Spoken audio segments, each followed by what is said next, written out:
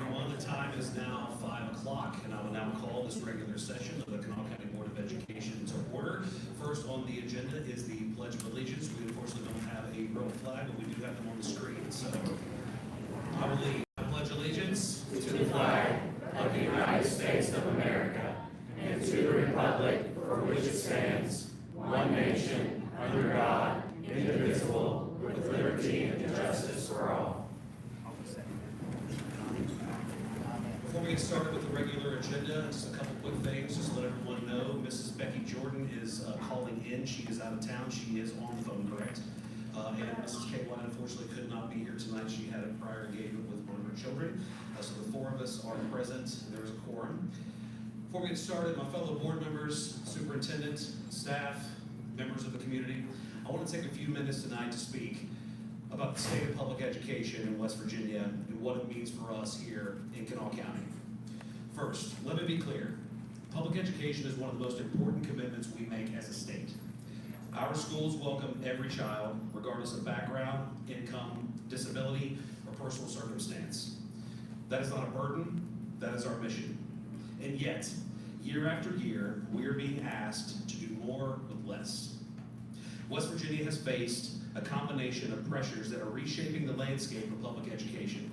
One factor is the growth of programs like the Hope Scholarship, which allows families to direct public dollars toward private schooling, homeschooling, and other educational pathways. Families will always make the decisions that are right for them, and I respect that. But we also have to acknowledge a simple truth.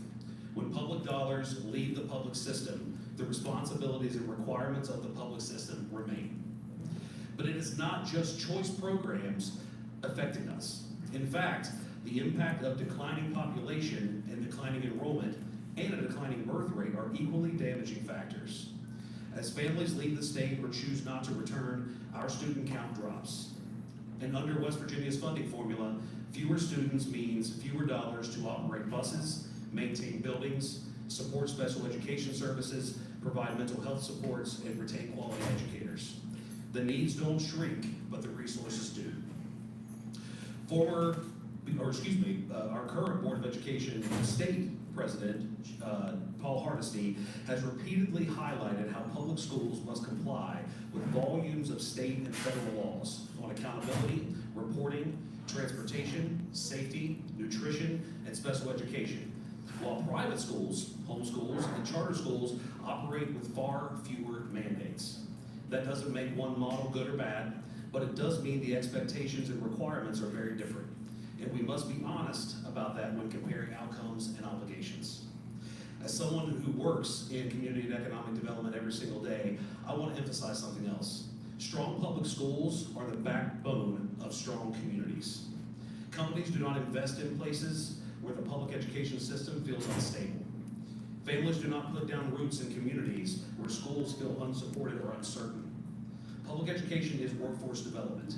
It is talent retention. It is the foundation of long-term economic strength in Kanawha County and across West Virginia. And we also need to ask ourselves a difficult question.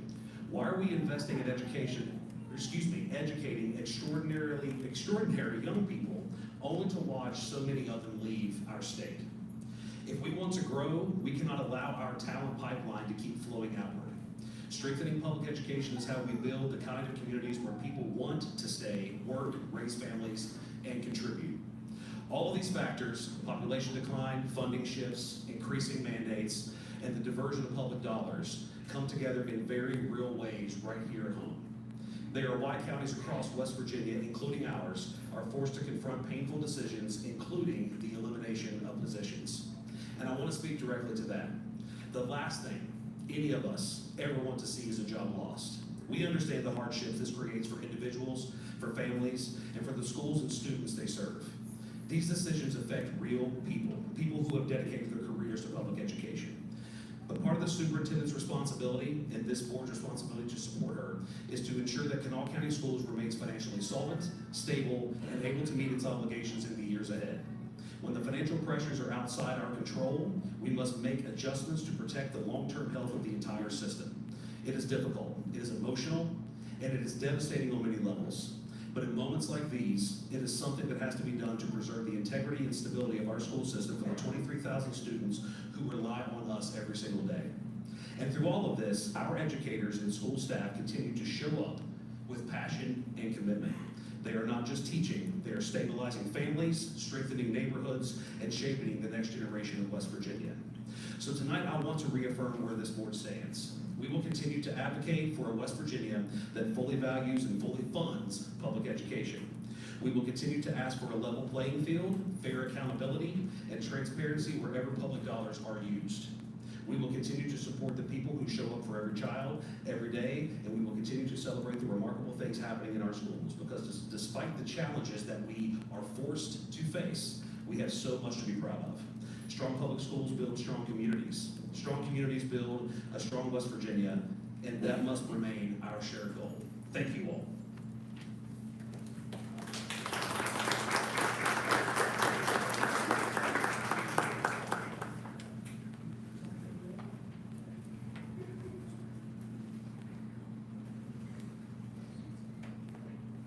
So I have the distinct pleasure right now to continue.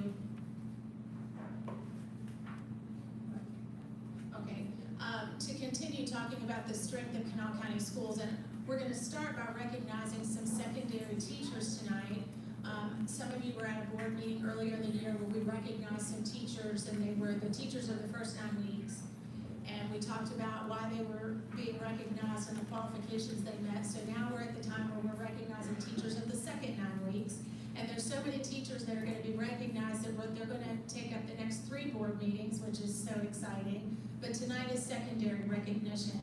And the teachers that are being recognized tonight are, the qualifications were, they're English and math teachers, and they're the teachers that their students grew the most from their beginning of the year benchmark test to the middle of the year benchmark test. And that's a really huge accomplishment. We always know that we have some students that always score really high, or we'll say some students don't score so high, but these teachers, and many of the teachers said, you know, there's people that help them, and their students that should be recognized just as much. But their students in their school grew the most. And we talk about accountability, and we talk about the importance of doing better. It's how we're measured. We hear a lot of people talk about how poor our test scores are, but I wish some of you could actually see the growth that these students have made and how it's going to empower them for their future. So our middle schools have their benchmark tests that lead to the summit at the end of the year test. In high school, the students are only measured in their junior year for their SAT. So we have 2 curriculum specialists, Kristen Oxley and Cassie Alera. They're here somewhere if you all want to raise. They met some of my crazy challenges and developed some benchmarks for 9th, 10th, 11th grade English and math. And so those students were measured on how they improved in their content standards for those courses. And those tests were written like SAT questions. So we hope that helps students continue to make improvements. So I know for myself and everyone at Central Office, we want to give a big shout out to the teachers that are here today. We know how hard this is.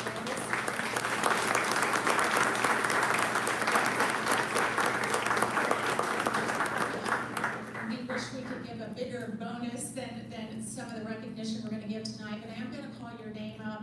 If we could just kind of stand up here as a group, and then there's some gentlemen standing in the back of the room. You all can go in that room, and Chris Williams is going to take a group picture.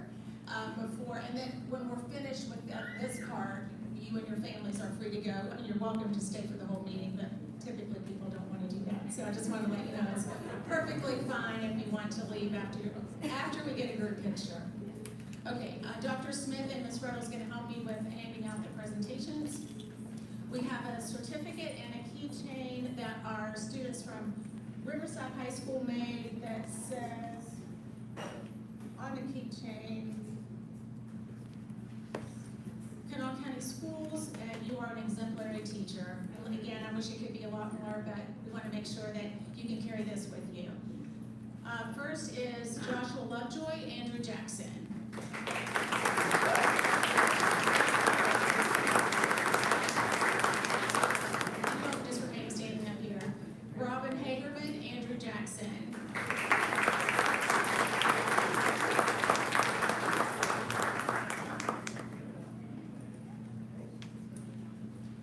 Bryce Foster, Dunbar Middle.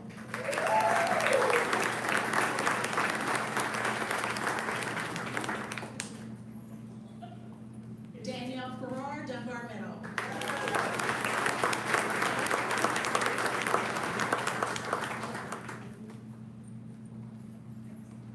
Douglas Prather, DuPont Middle.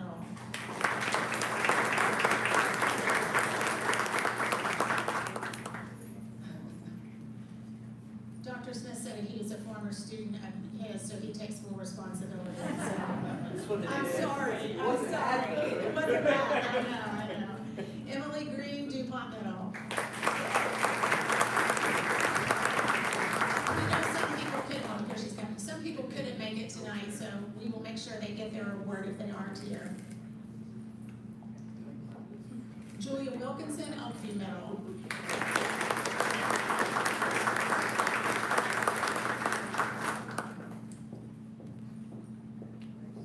Rebecca Simpson, Elkview Middle.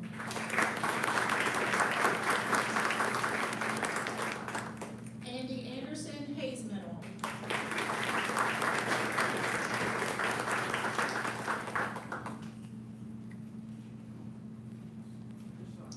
Doesn't matter, you can stay either side or in front. Dwight Rice, Hayes Middle.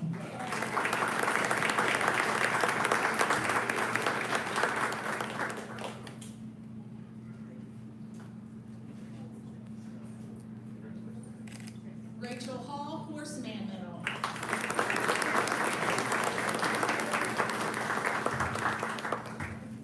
Amy Moss, Horseman Middle.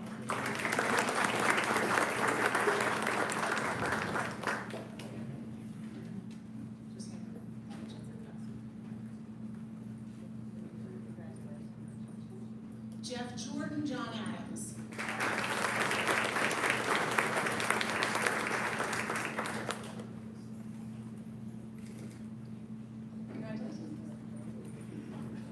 Michelle Cottrell, John Adams.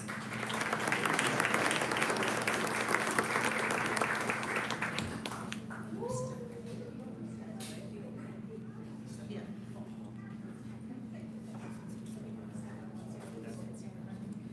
Ashley Odeker, Sissonville Middle.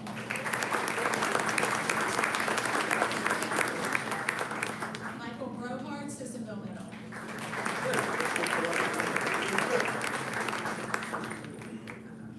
Walt Hillenbrand, South Charleston Middle.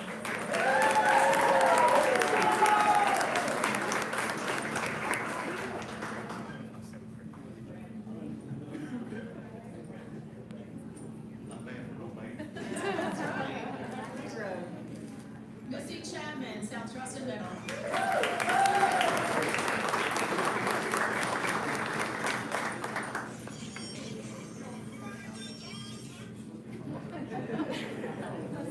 Meredith Bird, West Side Middle.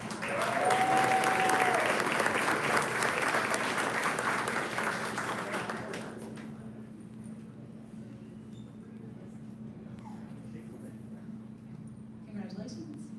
Angela Tressler Sears, West Side Middle School.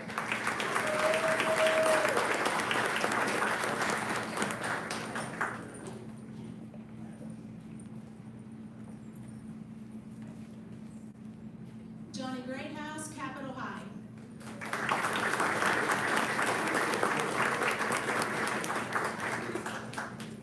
Kathy Anat, or Capitol High, I'm sorry, Capitol High School.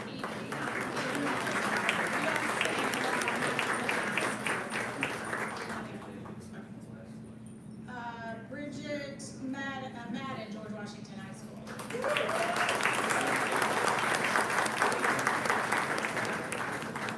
Caitlin Kelly, George Washington.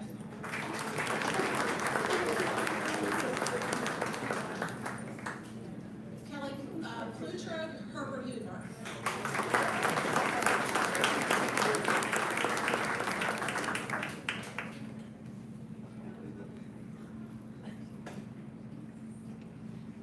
Congratulations. Katie Knoll, Herbert Hoover. Michael Hughes, Nitro High School.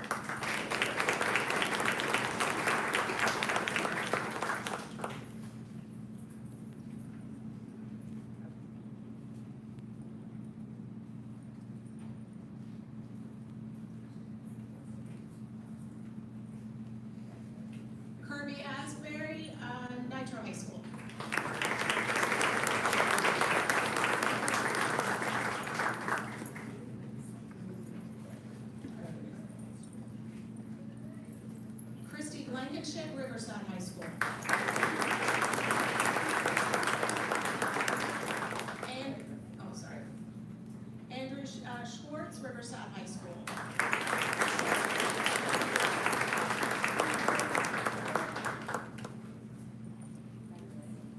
Jackie Klingshorn, St. Albans High School.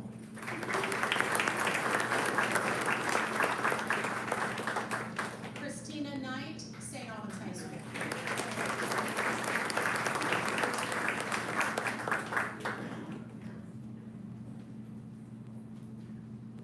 Ashley Davis, Sissonville High School.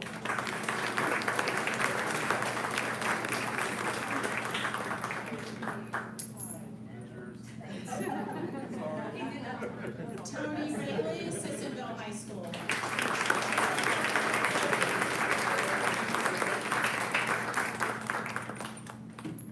Melissa Mosley, South Charleston High School.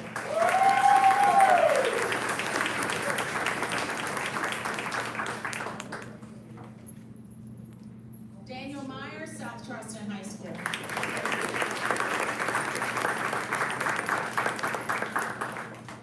Congratulations.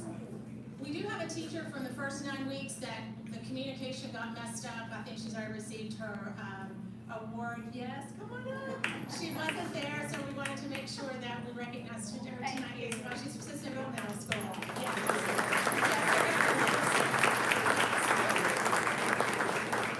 So again, Vicki Hess, South Charleston, no, I messed up.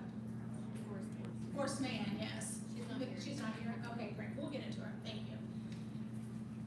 This is a huge accomplishment. I know the fellow educators that are in this room do understand that. We want to continue to recognize our professional teachers that work so hard to help our students improve. We also recognize service personnel too. That comes later for the second 9 weeks for service personnel as well. So again, a huge congratulations. I do need you all to go in the back where Mr. Williams is to get a group picture so we can plaster you all over everything for the next couple of weeks.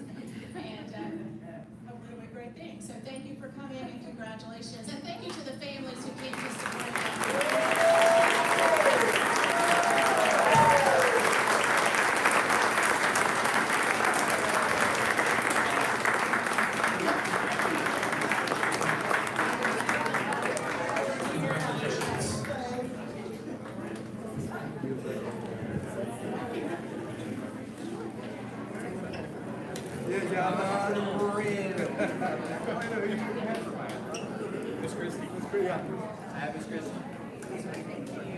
Congratulations to everyone, and it's a great accomplishment. Thank you, Dr. Potter.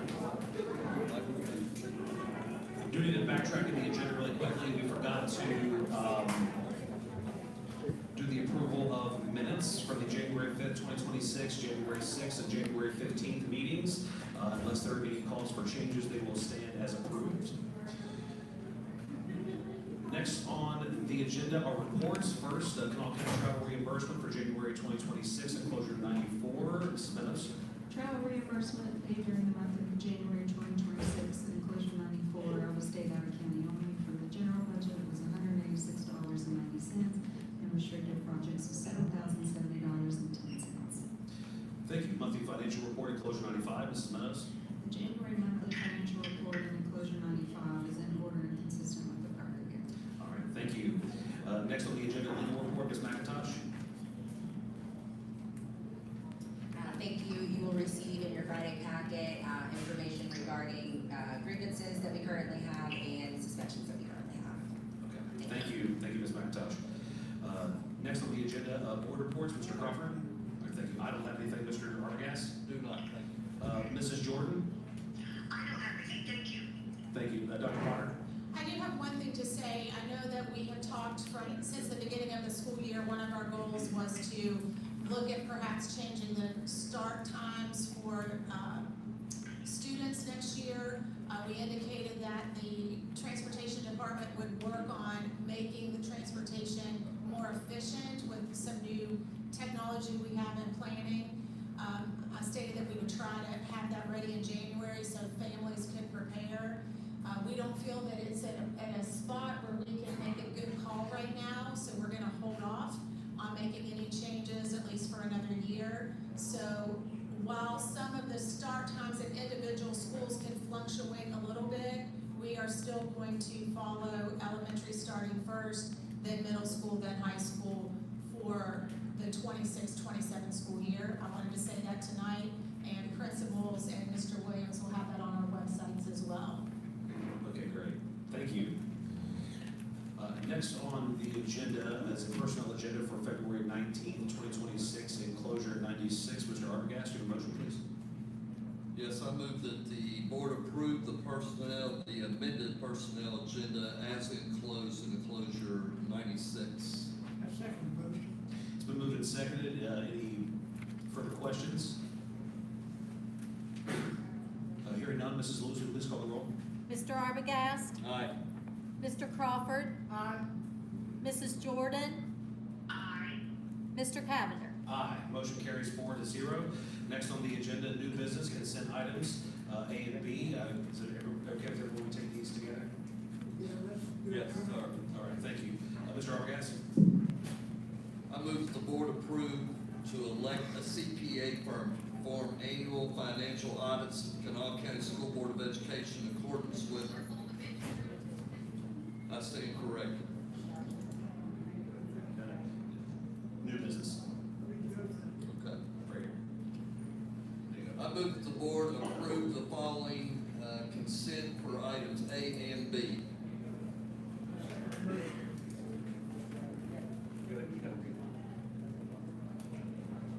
Okay, the approval of the payment for bills for the month of January 2026 in the amount of $22,808,663.20 for the current excess and special revenue funds, $60,453.31 for the KCS Public Library excess levy fund, $749,693.58 for the Permanent Involvement Fund, Improvement Fund, and $395,962.46 for the Public Library Fund as reflected in enclosure 97. Also, the approval of the budget supplements and transfers as reflected in enclosure 98. Second. It's been moved and seconded. Any further questions? Hearing none, Mrs. Lewis? Mr. Crawford, Aye. Mr. Cavender, Aye. Mrs. Jordan, Aye. Mr. Arbogast. Aye. Motion carries 4-0. Next on the agenda, other new business, approval to elect CPA firm, enclosure 99. Mr. Arbogast? I move that the board approve to elect the CPA firm to perform the annual financial audits of the Kanawha County Board of Education in accordance with West Virginia Code Section 697C. This election is for a CPA firm to conduct financial audits for the 3 fiscal years ending June 30th, 2026, June 30th, 2027, June 30th, 2028, as shown in enclosure 99. It's been moved and seconded. Any questions for Dr. Potter or Ms. Meadows? This is just a reminder that we need the board's permission to put this out for bid for a CPA firm to actually do our audit, so something that we do on a regular basis. Standard procedure. Correct. Any questions? Hearing none, Mrs. Lewis? Mr. Arbogast, Aye. Mr. Cavender, Aye. Mr. Crawford, Aye. Mrs. Jordan. Aye. Motion carries 4-0. Other new business, Head Start Preschool Continuation Grant Proposal 2026-27, enclosure 100. Mr. Arbogast? Okay. I move that the board approve the Kanawha County Schools Head Start Preschool Continuation Grant as shown as enclosure 100. I second. It's been moved and seconded. Mrs. Lane? Do you all have any questions for Mrs. Lane or Dr. Potter? Sorry. Okay, great. Thank you so much. All right. Hearing none, Mrs. Lewis? Mr. Cavender, Aye. Mrs. Jordan, Aye. Mr. Arbogast, Aye. Mr. Crawford. Aye. Motion carries 4-0. Next on the agenda, first reading, KCS Series K05, sale of beer at Lately Field Policy, enclosure 101. Ms. McIntosh? Yes, so so this is a first reading, but basically, we discovered that there was a policy that states sale of beer at Laidley Field during, some discussions about a leased property that is fully leased to another entity, but it is still our property, and so the question became, if it's still Kanawha County Schools property, does that violate Kanawha County Schools rules as to whether or not we can sell beer on that property? And in trying to determine that, we looked at this policy to see if that was happening anywhere else, and realized that while the policy is named sale of beer at Laidley Fields, when you go into it, it's non-intoxicating beer, which I guess in 1986 somebody felt like needed to be written down. So we have changed it that the sale of beer can happen at Laidley Field. However, it has to be done with the appropriate legal authority and licensure and all that stuff, and as well as in compliance with all the laws related to the sale of any alcohol.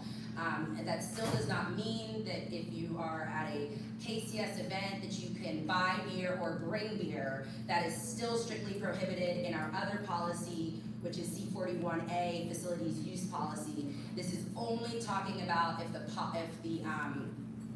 the property is leased by another entity, like Laidley, or in our other situation, another property that is leased by Kanawha County Schools. So this has to be read in conjunction with C41A that strictly states that it has to be under a lease. And when you say lease, an example would be if an organization comes in and they want to use the property for an event of some sort, or concert, or... So no, yes and no. The lease has to be something that's board approved. So if alcohol sales is going to happen, it still have to be board approved, but it could not happen on like an active school site. Laidley is different because it is away from a school and it is a bigger facility. But like if you wanted to have a concert in one of our auditoriums at an active school site, that is still prohibited. Okay, which is why this is Laidley Field specifically. Correct. Yeah, okay.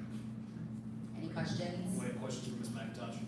No, just a reminder to people, Laidley Field is used by many outside entities outside of Kanawha County Schools. And it would not be allowed or permissible for this to happen at any Kanawha County School event that is using Laidley. I just want to make sure everyone's clear on that. And it has been, In Charleston, they be able to sell it. Yes. so actually, it's happened, because the title of the policy read that it could happen, but the wording inside of the policy was different. That's why we have it on here to clear all of that up. But University of Charleston, for example, is, as you know, is a college, and that it does happen, so.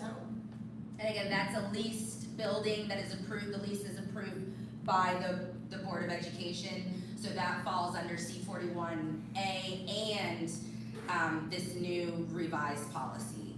Okay. Thank you. Thank you, Ms. McIntosh. All right, and then I guess starting a public comment period? Yes. Okay, great, thank you. Next on the agenda are delegations. Before we get started with the delegation section of our agenda, just a couple of things. We understand this is one of the largest crowds I think we've had at a board meeting. We appreciate every single person who's taken time out of their busy schedules to be with us this evening. We understand there's obviously a lot going on. We understand for the most part why you're here. We want to hear if you signed up as delegation to speak. We want to hear what you have to say. Just to make sure everybody understands, a lot of folks here have not attended board meetings. If something is not on the agenda to be spoken about or to be discussed per law, we as a board cannot effectively speak back to you when you come to speak as delegation. Everything you say will be on record. We will take all that into account, but we as a board cannot engage in conversation and speak back per law. So I want to make sure that folks who maybe have not attended the board meeting understand the procedure and the law we do have to follow with that. A couple other things. It is the expectation that anyone signing up to be a delegation respectfully address board members absent of personal attacks, discussion of family members or personal lives, or inciting language or rhetoric. Any person who cannot refrain from the above will be asked to discontinue their delegation. Please be reminded that the board cannot discuss or vote on anything brought up during delegations unless it is on the board agenda, as I just stated. We will go ahead and begin our delegations. First on our list is Dinah Atkins. Good evening, Ms. Atkins.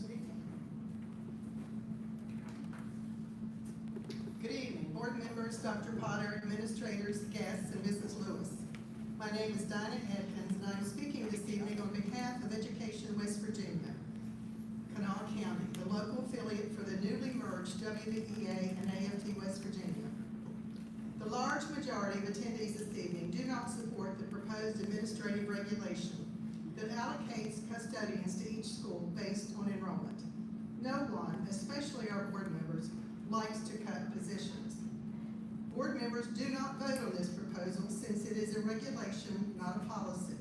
There is no state code or policy that stipulates custodians must be allocated based on square footage of a school building. It's just always been that way. Now that budget constraints are demanding some adjustments, the proposal has been made to determine allotment by enrollment, specifically the second month enrollment in each school in October. Even though fewer students may be enrolled, the buildings will not shrink. The 253 square feet at Capitol High School will be the same. The 85,000 square feet at Dunbar Middle will be the same. The 120,888 square feet of multiple floors at George Washington High School and the monstrous stairwell will be the same. The 51,000 square feet at Flint Elementary will be the same. I'd like for you to close your eyes for just a minute and imagine an aerial view of some of our schools. Riverside High School, nearly 1/4 mile from one end to the other with 2 floors. Imagine Capitol High School with 2 buildings, 2 floors. From the air, it looks like a huge complex because it is. Sissonville Middle School with areas for each grade level is a task to behold. Bridgeview Elementary, 2 levels and over 64,000 square feet. These buildings have to be swept, mopped, and even vacuumed if they have some carpet. Not to mention all the equipment, desks, chairs, restrooms, windows, walls, ceilings that are involved in cleaning any building. And it's not just cleaning. Ask a custodian what else is involved each day to complete his or her job. The list is endless. It's encouraging to know the county plans to provide training to help some employees qualify for other positions. But the plan to call custodians back to work if a principal determines it is needed after 9 weeks will not work. These employees cannot just sit and wait 9 weeks to see. These employees cannot just sit and wait 9 weeks to see if they might have a job. They will find other employment to ensure medical benefits and to provide for their families. This new proposal is primarily due to funding shortages. From October 2024 to October 2025, Kanawha County Schools lost nearly 1,000 students. Loss of students from people moving out of West Virginia, students being homeschooled or in private school, impacts the funding for Kanawha County Schools. Many of our smaller schools have closed, and more closings will be required as long as the population and funding decrease. Costs have increased in almost every aspect of education and our lives over the last few years. The cost of diesel fuel, electricity, water, maintenance have greatly impacted the Kanawha County school budget. Several cuts have already been made in order to offset these rising costs. Although other projects, positions, and programs continue in our county, the funding for custodians is not limitless. Everyone talks about cutting other positions, but the source of the funding dictates how it can be spent. Title I monies cannot be used for custodial staff. Levy money is specifically earmarked for projects spelled out in the levy call and voted on by the public. Most federal and state funds are encumbered for positions or programs and cannot be redirected. We need our custodians. They are valued not only for the cleaning buildings and maintaining properties. They are an important part of each school staff, valued by the faculties, the students, the communities, and the County Board of Education. Hopefully some funding can be found to soften the blow of the unacceptable number of cuts to personnel. Even saving a few jobs would be beneficial to our employees and provide much needed services for our students. The School Board Association has asked that funding be frozen for 3 years to allow counties to adjust for this loss. As long as the rights of educators are not impacted by this choice, this could be a partial solution. Millions of dollars came to West Virginia during the opioid settlement. Students in our schools are affected by the opioid crisis and have often needed additional sense that some of the money will be provided for Kanawha County and other counties to support the need of the students. Can I have two seconds? We need to make up the impact that Hope Scholarship and other entities have on county school budgets. Public tax dollars should be spent for public schools, and we need to step up and ask our legislators to make sure it happens. Recently, our governor said a tax cut would require taking money from other sources. Well, money for the Hope Scholarship takes money from our public schools, and we are seeing the effects. Let's ask our county administration to try to decrease the number of cuts. But let's stand together and contact legislators and the governor and ask for adequate funding to meet the needs of rising costs so we can provide for our students. Thank you.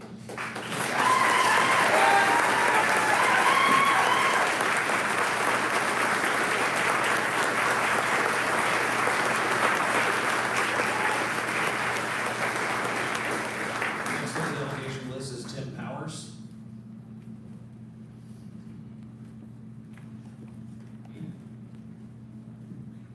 Good evening, Mr. Powers. Hi, my name is Tim Powers. I'm a custodian 3 at Capitol High School. Has any of y'all walked around with a custodian for a day, or any day? Have you helped us clean up, breakfast, lunch? Have you helped us pick furniture, strip and waxed in the summertime? We were outside in single digits, scraping, salting, shoveling snow for these kids and these teachers. We was essential workers, and the first person y'all called to disinfect classrooms in 2020 for COVID. Now you just want to throw us away like trash. Some of y'all know kids that's in Kanawha County schools. How are y'all going to feel when they come up to you and say our school's dirty? Mr. Arbogast and Ms. Potter, you're both former high school principals. So you know how this works. You know how it takes to get the school clean.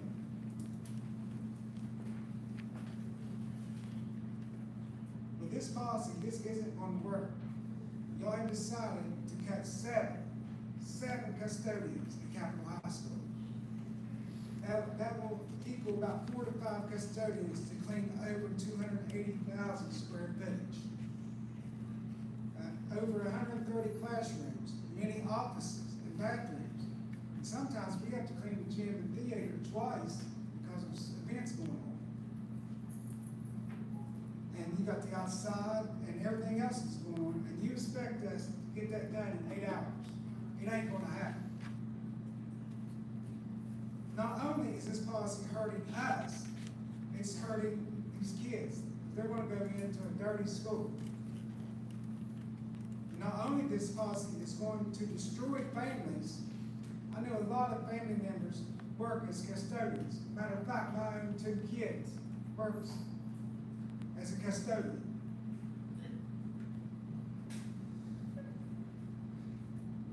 Now, I want you to look around. You've got teachers from Capitol High School, aides, cooks. They've got our back. We need y'all back.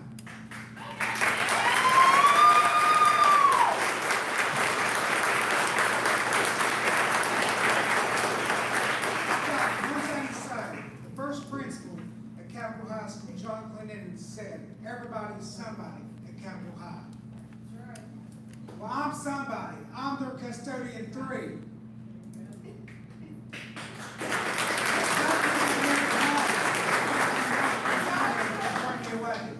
Thank you.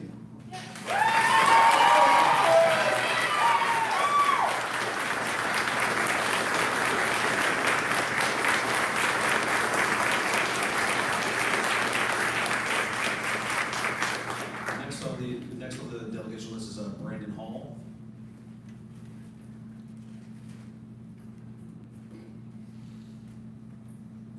Good evening.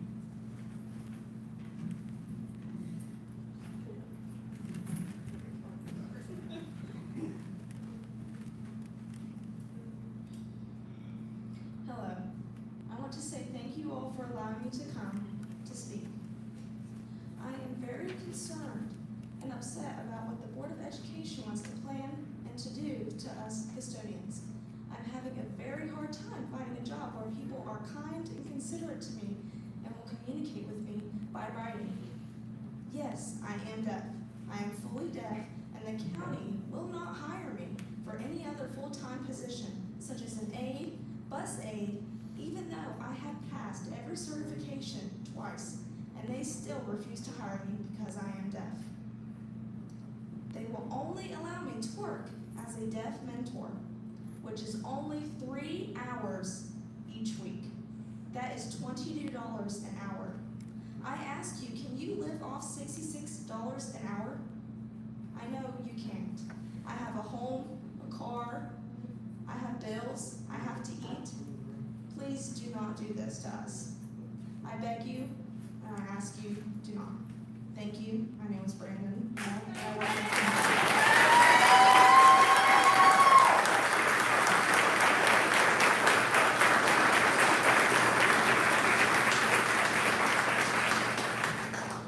Next on the delegation list is Mr. Joe White, Executive Director of the SSBA.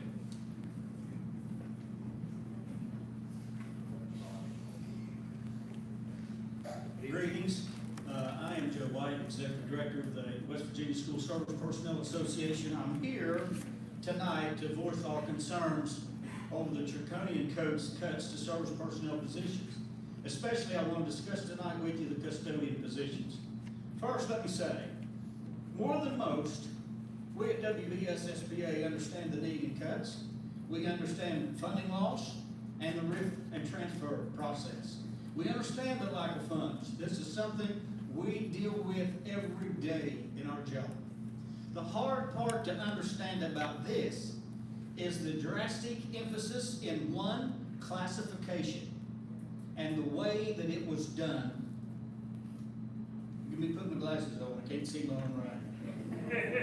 We estimate, according to my figures that we pulled up, based on enrollment and your schools and the new regulation, we estimate over 50 custodians based on this formula. After a meeting we had, we're estimating probably going to be about 60 custodians. One classification. It was introduced a new non-policy policy administrative regulation. That's what I had to call it. On January 15th.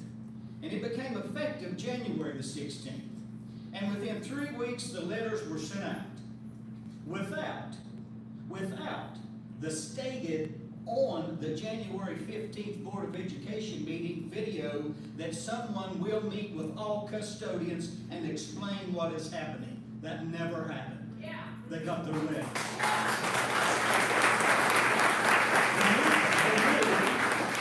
Non-policy policy administrative regulations cuts 14 schools to 1 custodian per the January 15th Board of Education meeting which you all discussed. I will highlight concerns. Safety is a concern. The ability to provide effective service. Emergency, evening emergencies within the building. Cleanliness of the building and the grounds. After school events. We are getting calls at our office from principals, teachers, past employees, coaches, past personnel directors across the board. I think I must be transparent and forthcoming. I'm not someone who owned a pair of glasses and a nice ink pen. I actually had, before my 20 years at WVSSBA, I actually had 19 years experience and proud of it as a custodian for Logan County Schools.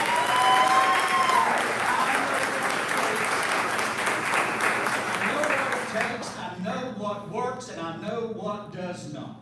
This plan, dear board, will not work for Kanawha County Schools. It's not a fair plan. It's not fair to the custodians picking up the extra work. It's not fair to the students. It's not fair to the teachers. It's not fair to the principals. It's not fair to the coaches. And it's not fair to the parents. With all due respect, this was done unfairly, and we feel targeted one classification more than any. Almost 60 cuts. It's going to cause you a lot of problems. The buildings have not shrunk in size. You have the same size buildings. Adjusting the previous regulation would have been a better option. Example, going from 20,000 to 30,000 could have been an option. Respectfully, and I heard it about 7 times, very respectfully, I have to tell you, this is not the National Guard. This is a public school system. We're asking you, this board, to review this while you still have time. I've got about 58 seconds. According to what we try to push, the APA standards, leadership and education facilities, the plan that you're all coming up with is considered low level, generally not considered adequate for schools and not recommended. You're gonna have issues. Thank you.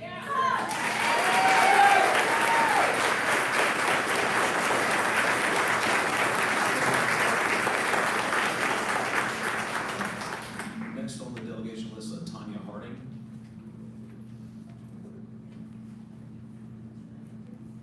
Is Harding still here? She left. All right, she comes back, we can go back to that. We'll move on to the next, Mr. Art Lane.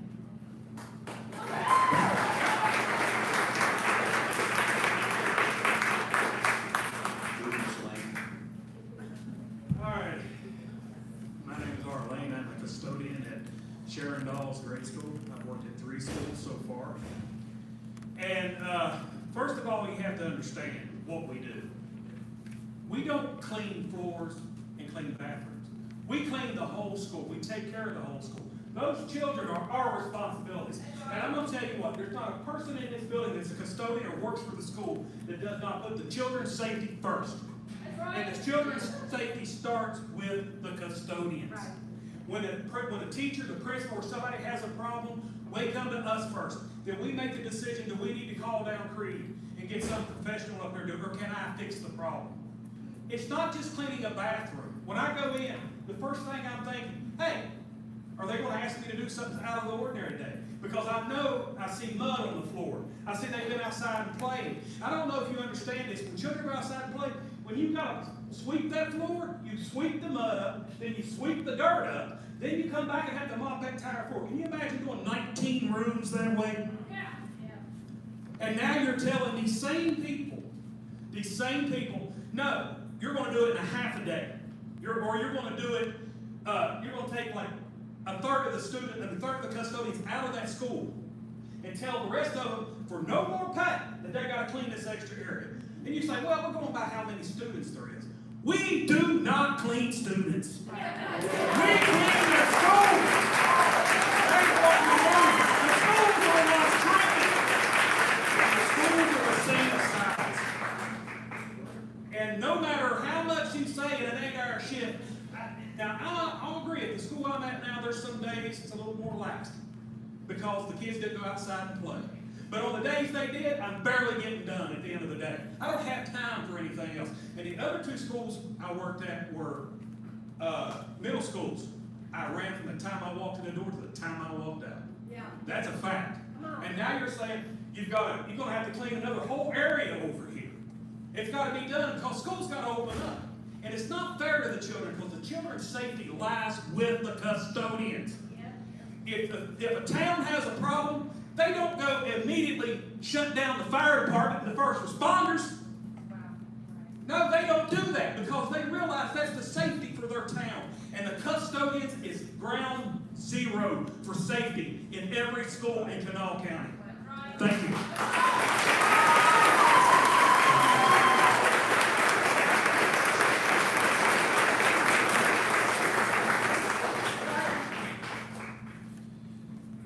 Next on the delegation list is Randy Halsey, I believe. Is that right, Halsey? I'm sorry. Yes. Okay. You might be the one and only that's ever pronounced it. Good evening, Mr. Halsey. Thank you. Good evening, members of the Kanawha County Board of Education, Madam Superintendent. My name is Randy Halsey, and I'm the Field Staff Representative for Education West Virginia, assigned to Kanawha County, and I appreciate the opportunity to speak tonight. I'm here to express support for our custodians and ask this board to approach current staffing changes with fairness, transparency, and consistency. At this point, it is well known that Kanawha County has lost approximately 1,000 students in the last year, and as a result, 140 professional and service positions are being cut. Positions that directly serve students in classrooms, cafeterias, transportation, and student support roles. During this time of restructuring of custodial staffing, it is essential that we recognize one critical fact. There is not a West Virginia Department of Education policy or section of West Virginia Code that governs custodial staffing formulas.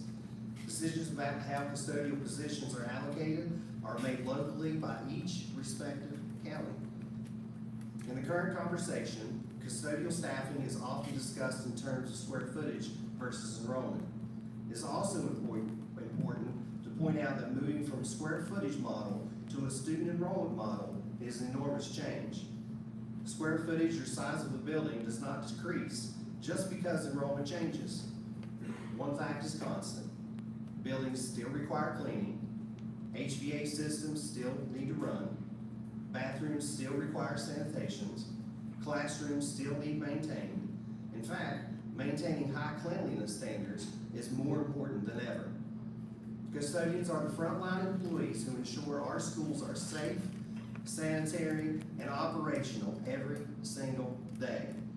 Clean schools are healthy schools. Clean and safe facilities support learning, and custodians are vital to that mission. If we're discussing staffing formulas, the focus should not be solely on reducing school staff because enrollment has declined. Instead, the discussion should be about how we prioritize students and create an equitable workload for employees throughout our schools. If we are asking service personnel and educators to absorb cuts, then fairness demands that all areas, including central office staffing, be examined with equal transparency. This is not about choosing one group of employees over another. It's about ensuring decisions are balanced, equitable, and grounded in what is best for our students. Thank you for your time and consideration.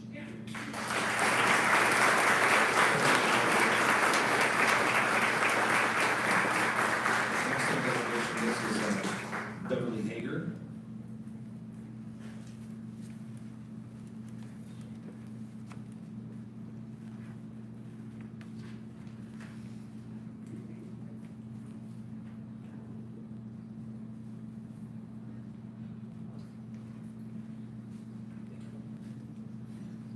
Ms. Good Hager. evening, everyone. Before I begin, I understand you may not be able to answer all of our questions. I know staffing decisions are complex and involve multiple layers of review. However, I would respectfully like to request a meeting with district leadership with our building staff to gain additional clarification on enrollment projections and staffing allocations impacting Elko River Center. We are simply asking for a greater, more in-depth understanding of how these numbers were determined. I'm here tonight to speak not only on behalf of Elk Elementary Center, but as a grandparent to two 6-year-old children enrolled in two different elementary schools within this county. Elk Elementary Center alone is losing 9 positions. I understand present constraints, enrollment trends, they require difficult decisions. However, when the projected numbers in our building do not align with our staff reductions, we are left with serious questions and concerns. Currently, we have 55 second grade students projected to move into third grade next year. And that is before third grade retentions are taken into consideration. Under West Virginia Code, students who do not demonstrate grade level proficiency in reading on the general summative assessment are subject to retention requirements. This means our third grade enrollment could increase from the current 55. We've been notified we are being reduced to 2 third grade classrooms next year with a maximum of 25 students per classroom under West Virginia Code. 2 classrooms allow for 50 students total, and we are already standing at 55 without factoring in retentions. Based purely on the math, 3 classrooms are needed to remain within legal limits and to ensure students receive appropriate instructional support. We have been told staffing decisions are based on October enrollment numbers. However, historically, our second grade to third grade enrollment has never fallen below 50 students, even in the October count.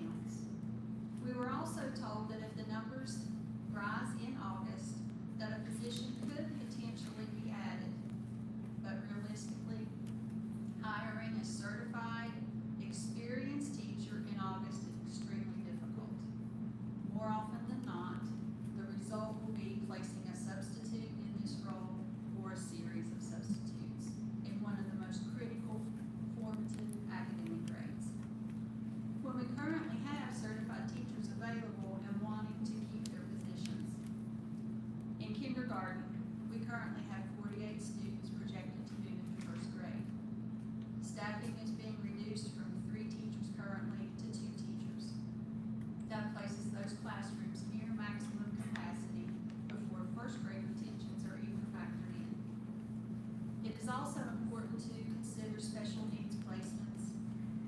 When students with IEPs, 504s, emotionally fragile conditions, medically fragile conditions, and are high achieving students needing additional academic enrichment, those diverse needs are all present in a general education classroom. These students may count as one on a piece of paper, but their instructional demands, our legal compliance responsibilities, the behavior supports, the intervention supports, and the academic supports required are significantly greater. These realities impact classroom capacity in ways that enrollment spreadsheets could never fully reflect. When those students are added into already full classrooms, the strain increases not only for the teachers, but for the students and on critical instructional minutes. Parents are already expressing shock, frustration, and concern. They are genuinely worried about increasing class sizes and what that means for their child's education. Families want assurance that their child will receive the needed attention, particularly in those early foundational years when literacy foundations are built. Larger class sizes reduce teacher-student instructional time, they limit intervention opportunities, and they increase behavior challenges. We have been asked to think of education as a service, and in many ways it is. If this was customer service, the people working directly with the customers are the boots on the ground. We are the ones who ensure quality, responsiveness, and we strive for successful outcomes. In education, teachers and aides are those boots on the ground, our direct support system.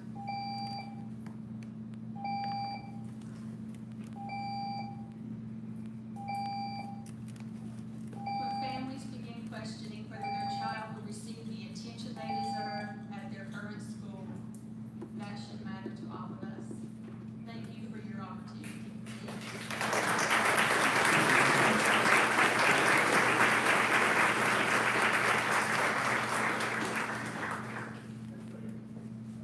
Last on the delegation list is, well, actually, really quickly, we got 2 submissions for Brandon Hall. Was that the first, is that the same as the first Brandon Hall?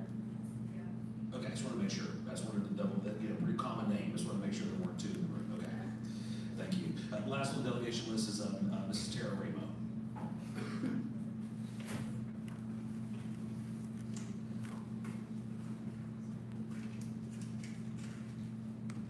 Good evening. The Book of Psalms, chapter 33, circa 10th to 5th centuries BC.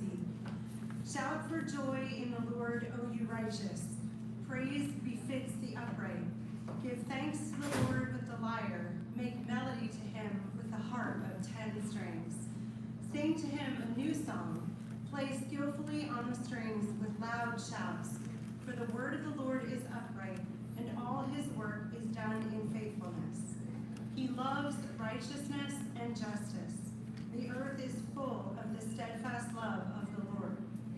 By the word of the Lord the heavens were made, and by the breath of his mouth all their host. He gathers the waters of the sea as a heap. He puts the deeps in storehouses. Let all the earth fear the Lord. Let all the inhabitants of the world stand in awe of him. For he spoke, and it came to be. He commanded, and it stood firm. The Lord brings the counsel of the nations to nothing. He frustrates the plans of the peoples. The counsel of the Lord stands forever, the plans of his heart to all generations.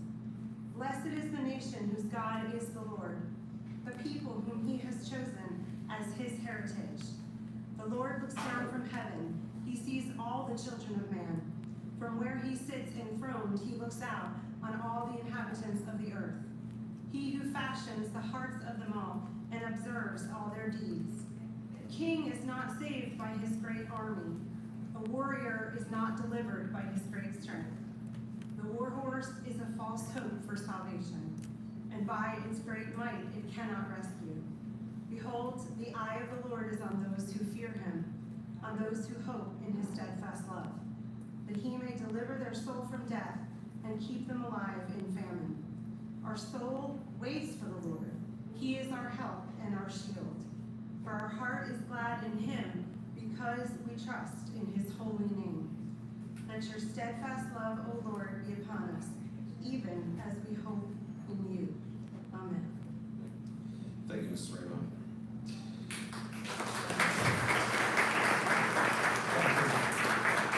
That concludes our delegations. We will now move into questions and answers for the board members. Mr. Crawford? No? Okay, thank you. I don't have any. Mr. Arbogast? Dr. Potter? Oh, I'm sorry. Mrs. Jordan? I don't have anything, thank you. All right, Dr. Potter? Okay. Just really quickly, our next meeting will be here once again on Monday, March the 2nd at 4 o'clock. And hearing nothing else, I will entertain a motion to adjourn.